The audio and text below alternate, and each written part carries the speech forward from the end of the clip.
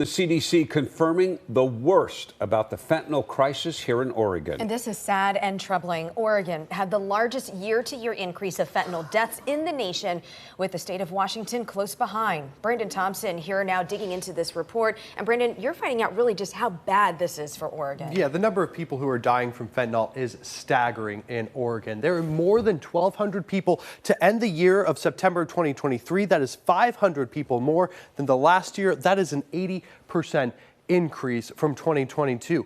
4 years ago, the stark difference is even more clear. 78 people in 2019, 1,200 last year. That's an increase of 1,500%. The latest numbers from the Centers for Disease Control and Prevention show Oregon as one of the states where the fentanyl crisis is hitting hard. The state experienced the largest percentage increase in drug overdoses from September 2022 through September 2023, Washington just slightly behind. The overdoses, the data show, is powered by fentanyl.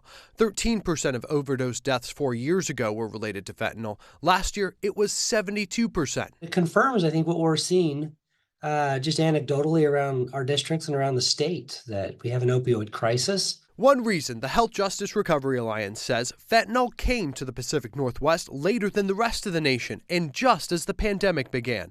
The state, City of Portland, and Multnomah County have all declared an emergency to address the crisis. In the nearly 3 weeks since the declaration, goals or actions have not been made clear.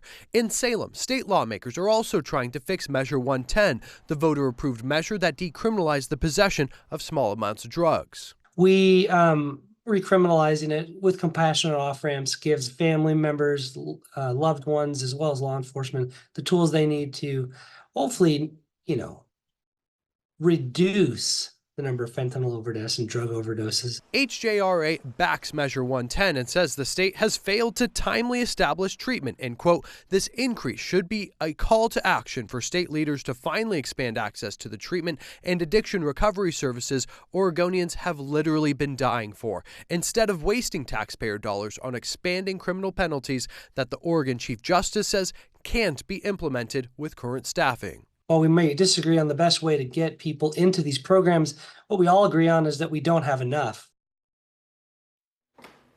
So Oregon's per capita death rate is behind 16 other states of 34 states that contributed data to the CDC. But in the past 4 years, that per capita rate has nearly quadrupled in Oregon. Now, Salem lawmakers are taking this up. There are 3 different bills that are really being considered, all of them with varying degrees of different criminal penalties. Of course. Or misdemeanor, that is. This should continue to push the urgency of trying to find solutions that will work for this dire issue. Democratic leaders saying today inaction is not an option. Yeah, absolutely. Brandon.